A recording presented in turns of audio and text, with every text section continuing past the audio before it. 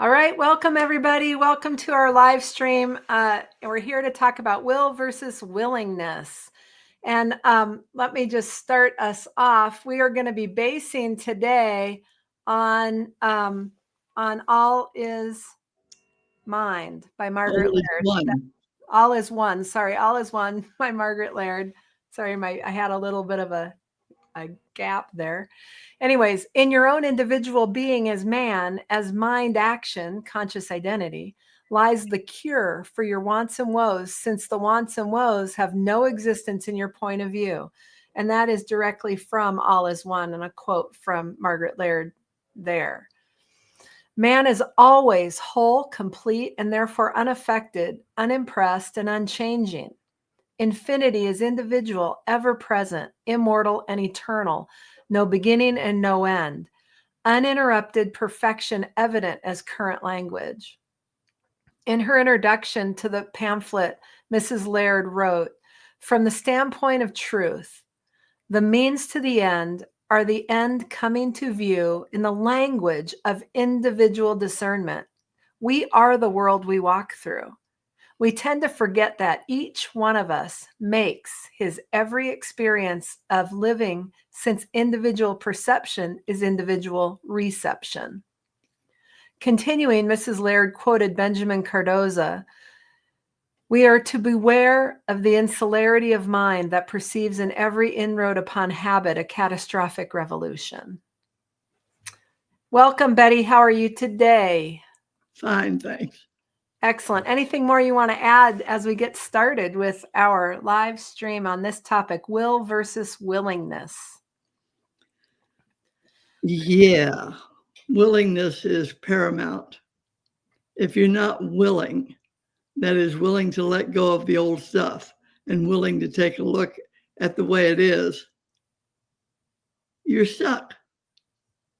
And then you blame the situation, the circumstances, and you forget that you generate the world you walk through every minute. Yeah. Yeah. And what would you say is the distinction between will versus willingness? Will is a human determination to have it the way you believe it should be. Willingness is an openness to listen for what's going on. Yeah. Okay. All right. Very good. Anything else you want to add before we dive into the quotes? And everyone who's listening, if you want to ask a question or anything, just type that into the comments, whether, whichever platform you're on, and we will get them here and we will include them. We would love the participation. And if you like this conversation, give us a thumbs up or a heart, either one of those. And if you're on YouTube, be sure to subscribe to our channel and ring the notification bell, because that helps us spread the word. All right. And so hopefully we will be on every Tuesday. Right. Hopefully we're back on for every Tuesday until the middle of December. So we should be going for the next several weeks here. All right, let's dive in. On page 5 of All is One, Margaret Laird wrote, "Radical reliance on truth is the art of living intuitively, inspirationally, holding to no traditional concept." Yep.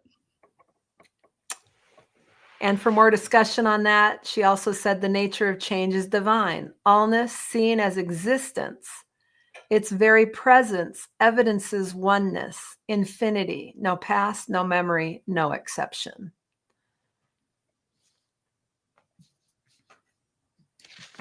So say a little more about that, Mom. Well, if you are living yourself divinely, you aren't stuck in your habitual behavior. If you're stuck in your behavior and you're defending it and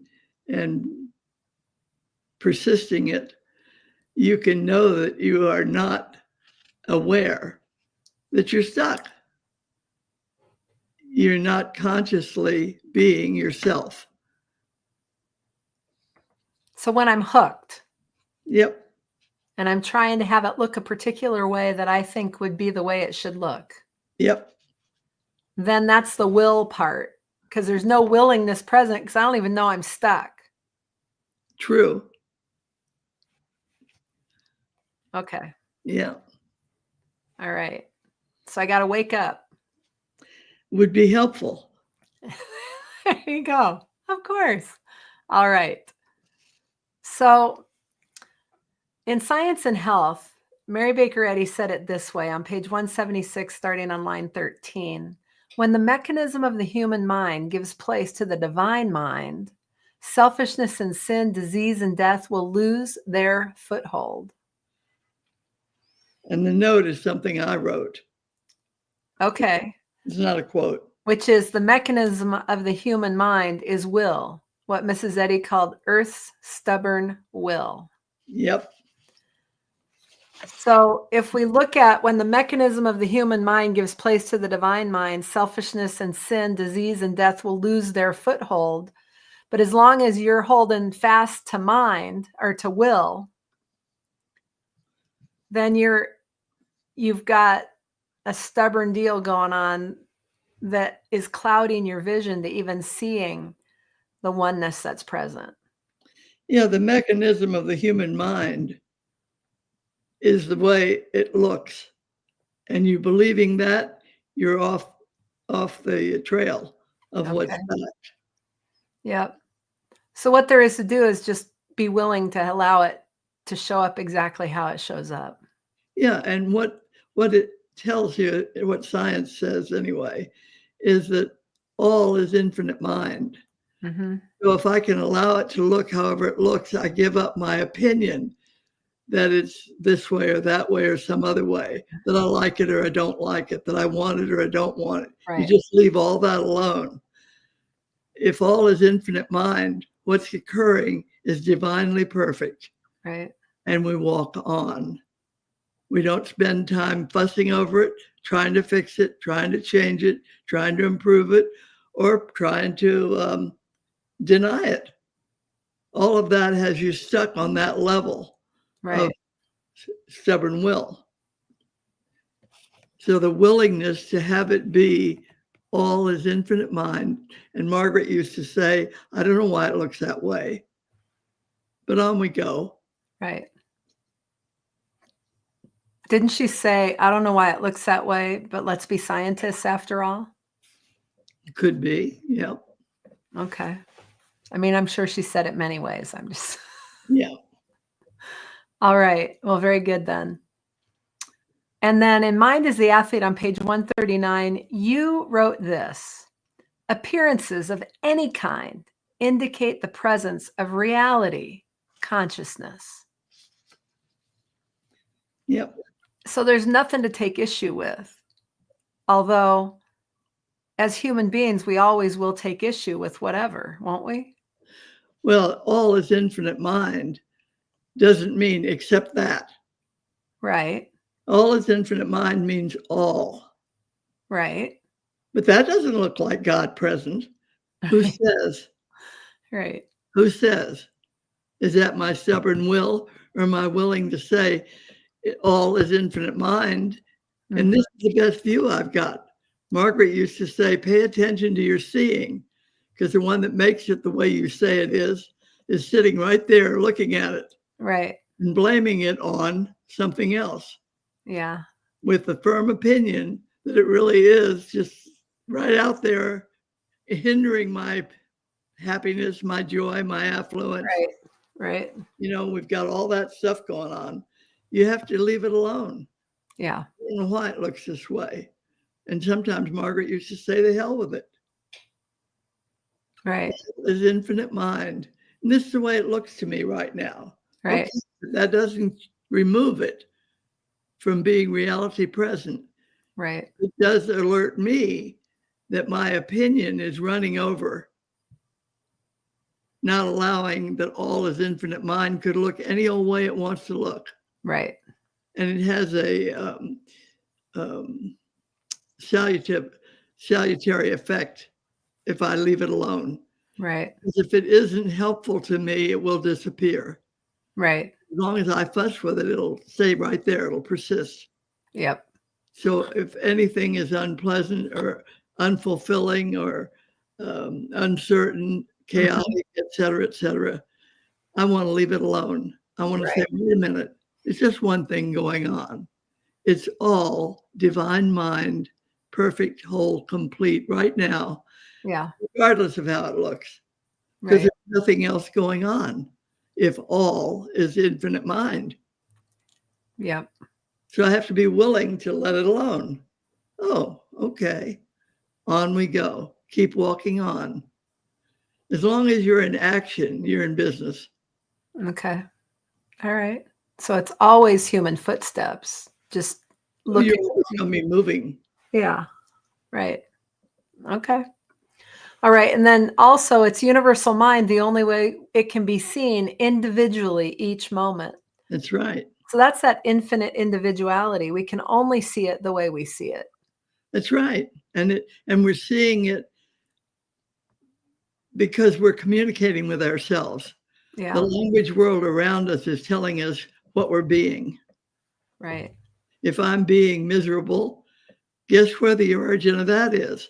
Right. If I'm being joyous, guess where the original thing comes from? Right. It's all, I am the world I walk through.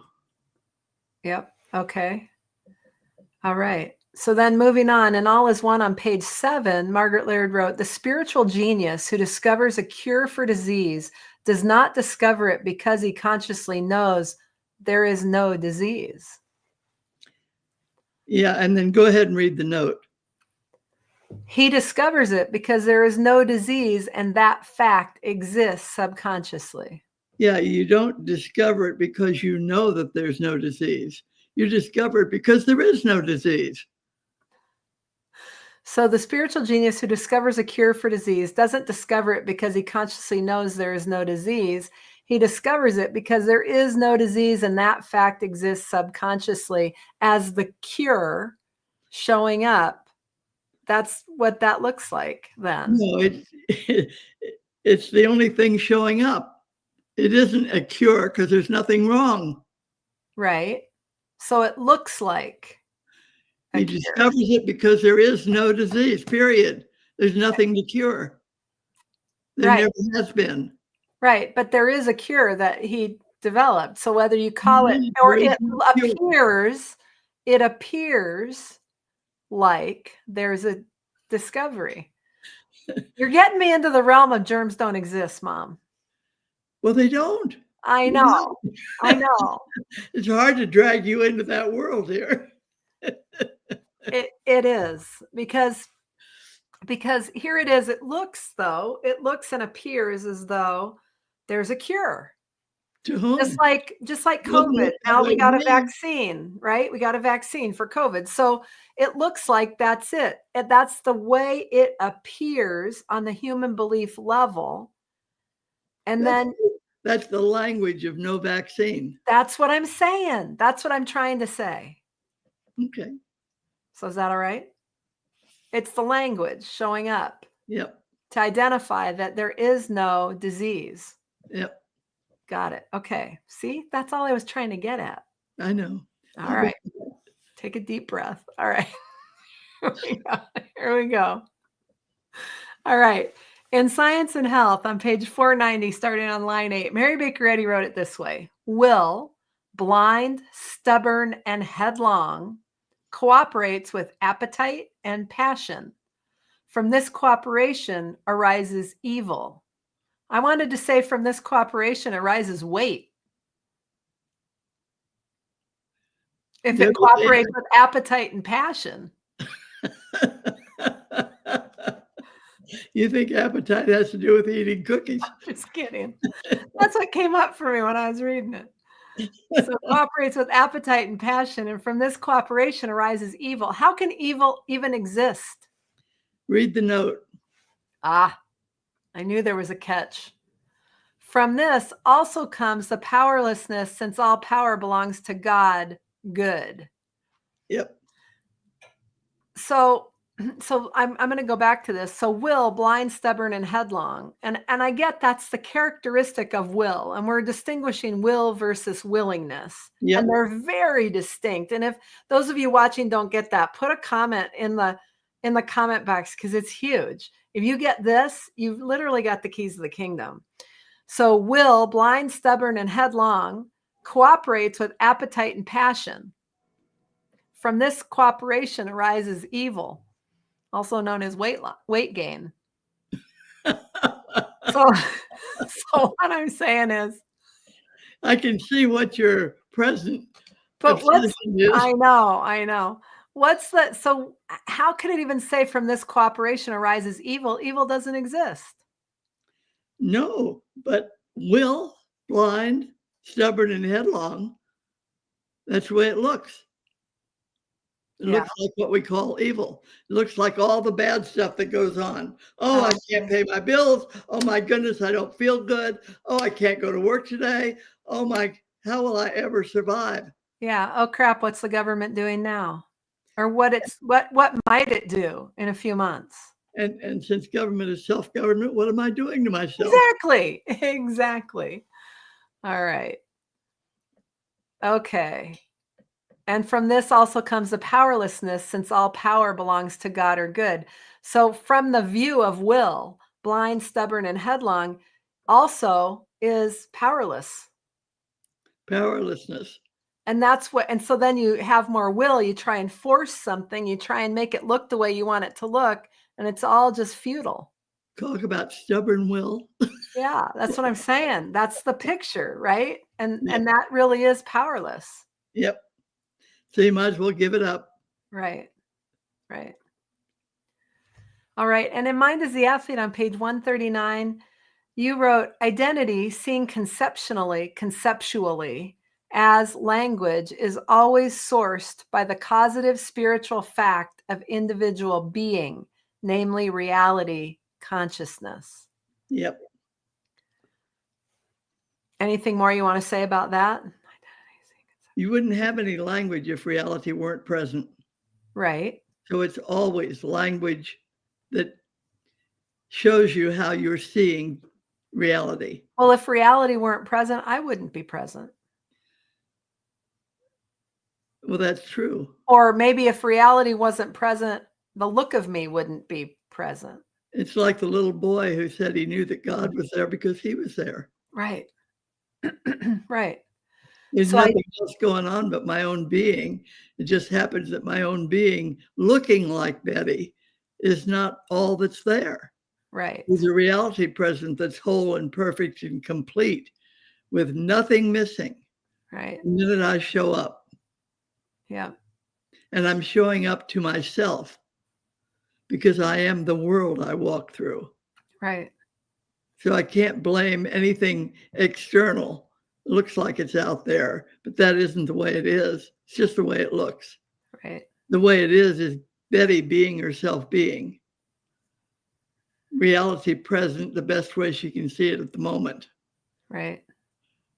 And if it's uncomfortable, she takes a better look. Quite often you're better off when you're uncomfortable than when you're comfortable. Right. Because you're paying attention. Yeah. Yeah. Yeah, very good. Okay, I get that. All right. And then moving on All is One, also on page 7, Margaret Laird wrote, there is no limit to what may be discovered for blessing the human race when we learn to listen to our intuitions. Yep. Isn't that the truth? Well, see, you know, when you say all is infinite mind, look at what you're saying. All is infinite mind. So there's nothing going on external to your mind, nothing. Yeah. So the intuitions, the elevating ideas, the answers to everything are all right there. They're present. It's a matter of being willing and listening. Yes. Willing to let go of all your beliefs about, oh dear, oh dear, oh dear, what am I going to do now? Mm-hmm. Let it go. Yep. Be willing that all is infinite mind. Oh, then what is going to generate the answer is already present. The answer is already generated. You need to listen. Right. You need to be willing to have it show up. Right. And being willing means letting go of the way it looks. Yep. Okay. That way, the reality that's present can surface as your experience. Okay. And in Science and Health, Mary Baker Eddy says it this way on 491, starting on line 14.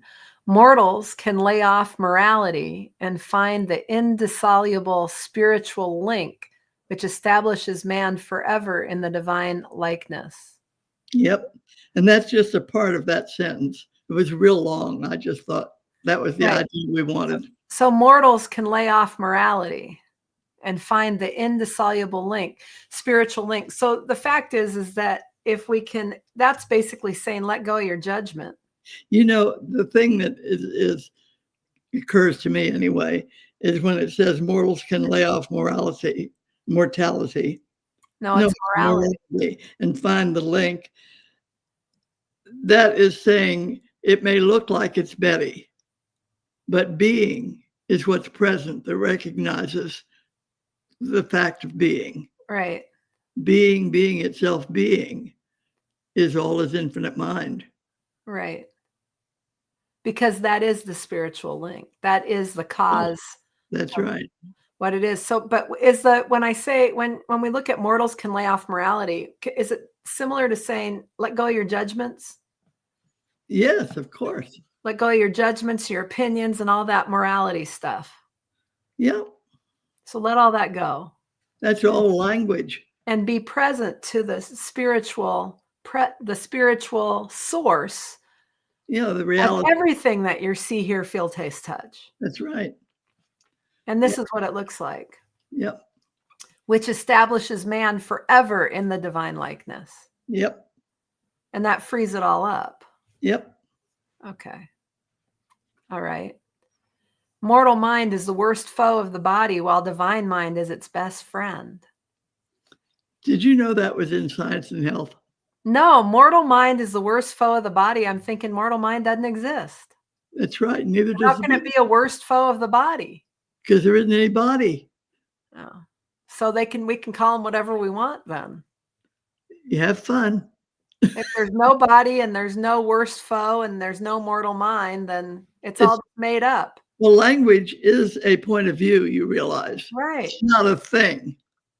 Right. It's a point of view. That's right. The reality present is the thing. Okay. So mortal mind is the worst foe of the body? Yep. So what you're saying is something that doesn't exist is the worst foe of something that doesn't exist. It's like saying belief. Right. Mortal mind is a belief about yourself. Yeah, I would say it just keeps you stuck. That's right. It's your worst enemy. Right. Just keeps you stuck. While divine mind is its best friend, because what that is willingness. So what I'm saying here is will is the worst foe of the body, while willingness is its best friend. And it opens you up. Right. So can I do that? Can I say will versus willingness? I can say will is the worst foe of the body, while divine mind, or while willingness is its best friend. Yep. Okay, cool. Perfect. Clear as mud, isn't it? All right. So here we go. Mind is the athlete on page 138. You wrote, the observable world is a view, language without sustainable reality of its own, which is what we've been talking about. It's a point of view. That's right. There is no there. It has no substance. Right. And we don't really ever remember that. And we're walking down the street, we're so sure that we look pretty good in our new dress. Well, we do. It's just not there. It looks however you say. Right. It's just a point of view. And of course you look great. Why not? But I think that is something that we forget. We get caught up in the observable world, and then we have all of our beliefs and opinions and theories, and this is good and that's bad, and oh my God, and I'm going to go move to some third world country somewhere because that'll be more free. whatever. And it's all the stuff that we, wherever you go. right. That's right. The observable world is a view. It's all a point of view without sustainable reality of its own. Yeah, incidentally, your point of view is all yours. Right. No point of view rules me except mine. That's right. And it's all the thing that I've been looking at recently is the impermanence. Yeah, I just want you to stay with that first thing for a minute. Okay.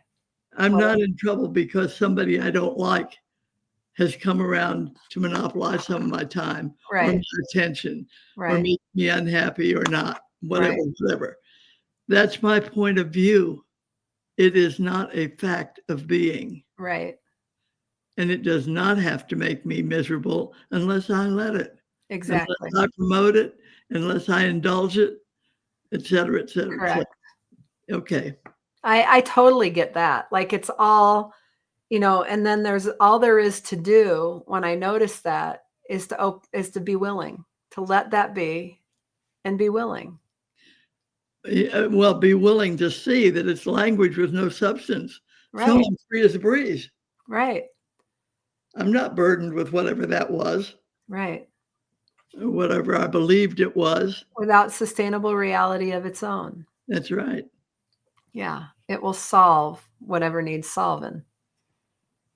It doesn't solve anything. It disappears. Right. That's what I'm saying. It'll look like a solution. Okay. Right? Yeah. Okay.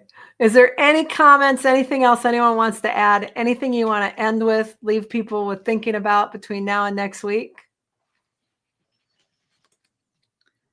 Be willing. Every day in every way that you can, be willing. Be willing to have it be wonderful. Be willing to have it be joyous. Be willing to have it be free. Just practice being willing. And when something comes up that I don't like, be willing to like it. Allow it to be. Whether I like it or not doesn't make any difference because it has no capacity to impact my experience of living unless I give it permission. Right. All right. And with that, we'll see y'all next week. Same bat time, same bat channel, 7 p.m. Central, 5 p.m. Pacific, and we'll be on next week. All right. That's all we've got for you today, and enjoy your evening. Bye-bye.